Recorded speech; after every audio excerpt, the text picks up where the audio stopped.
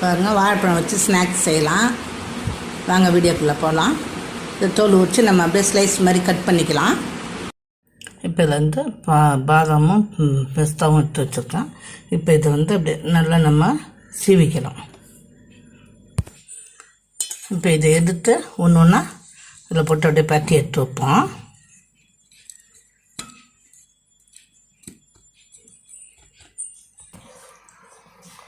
இந்த பாதாம் பிஸ்தா தூளில் வாழைப்பழத்தை போட்டு பட்டி வச்சுருக்கேன். இது மேலே இப்போ நம்ம வந்து நாட்டு சர்க்கரை போடலாம்.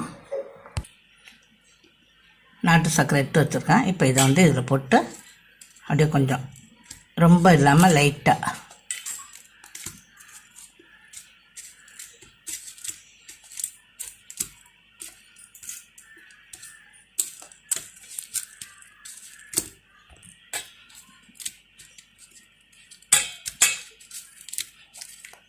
இது மாதிரி எல்லாத்தையும் போட்டு நம்ம அப்படியே ஃபுல்லாக வர மாதிரி அப்படியே எடுத்து வச்சுக்குவோம்.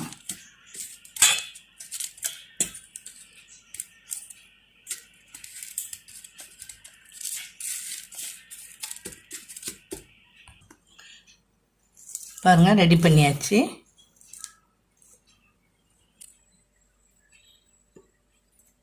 இப்போ தோசைக்கல் அடுப்பில் போட்டாச்சு. கொஞ்சோண்டு நெய் ஊற்றுறேன். ஸ்டவ்வை சிம்மில் வச்சுக்கலாம். இப்போ எடுத்து ஒன்று ஒன்றா போடலாம்.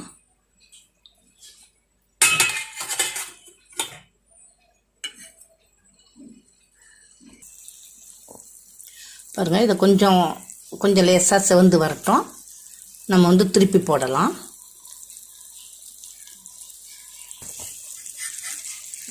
பாருங்கள்,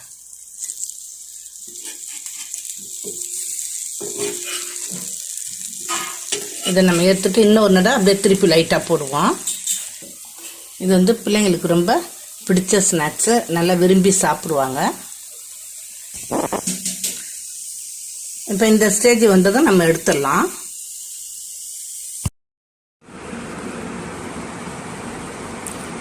பாருங்கள், எவ்வளோ சூப்பராக வாழைப்பழத்தில் ஒரு ஸ்நாக்ஸ் செஞ்சாச்சு.